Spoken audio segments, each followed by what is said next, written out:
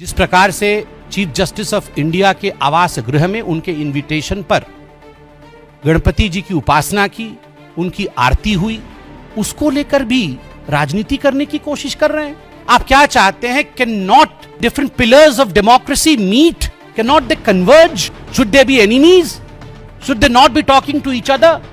Should they not extend a handshake? क्या एक दूसरे को देख के मुस्कुराना नहीं चाहिए? This is the beauty of democracy.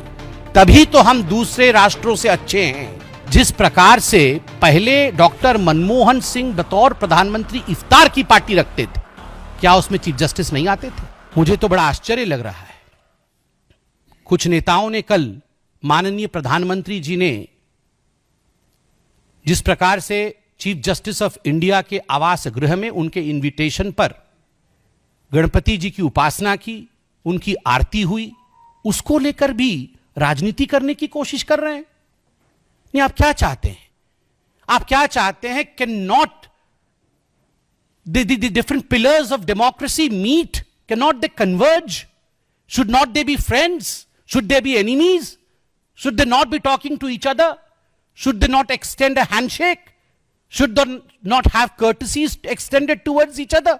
क्या आप सोचते हैं कि चीफ जस्टिस ऑफ इंडिया और भारत के प्रधानमंत्री कैसा व्यवहार दोनों का एक दूसरे के प्रति होना चाहिए? क्या एक दूसरे को देख के मुस्कुराना नहीं चाहिए? क्या एक दूसरे के प्रति सद्भाव नहीं होना चाहिए? This is the beauty of democracy. तभी तो हम दूसरे राष्ट्रों से अच्छे हैं।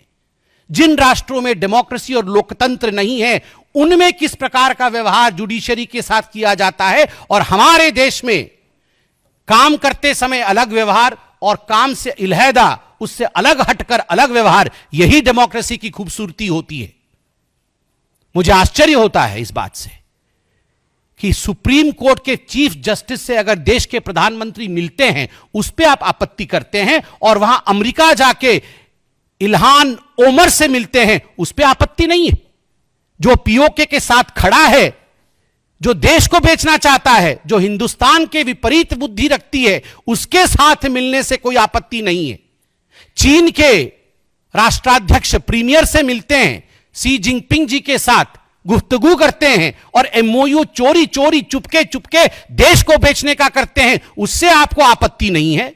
जॉर्ज सोरोस से रात के अंधेरे में मिलकर भारत को टुकड़े टुकड़े में बांटने की कोशिश करते हैं, उससे आपको आपत्ति नहीं है। और देश के चुने हुए प्रधानमंत्री, देश के चुने हुए राष्ट्रपति, चुने हुए इनडायरेक्टली, और अगर सीजेआई, इन लोगों के बीच में इंटरेक्शन होता है तो आपको उससे आपत्ति होती है। यह कैसे आपत्ति हो सकती है? मुझे बहुत आश्चर्य लगता है, और मुझे लगता है कि मुझे आईना दिखाना चाहिए। मुझे ऐसा भी समझ है कि शायद यह आपत्ति चीफ जस्टिस ऑफ इंडिया और प्रधानमंत्री के मिलने से नहीं है, यह आपत्ति गणपति पूजा से है। और स्वाभाविक है, chief justice of India Maharashtra से आते हैं, गणपति जी की उन्होंने उपासना रखी, उन्होंने बहुतों को बुलाया होगा और सभी गए होंगे। मगर जिस प्रकार से पहले डॉक्टर मनमोहन सिंह बतौर प्रधानमंत्री इफ्तार की पार्टी रखते थे, क्या उसमें चीफ जस्टिस नहीं आते थे? जब इफ्तार पार्टी में चीफ जस्टिस और प्रधानमंत्री मिल सकते हैं और बैठ सकते हैं, गुफ्तगू कर सकते हैं, they can break breads together, उस समय जब एक टेबल पर बैठ के दोनों की बात हो सकती है, वह भी एक त्योहार है, यह भी एक त्योहार है। दोनों त्योहारों के बीच यह पार्थक्यता क्यों है?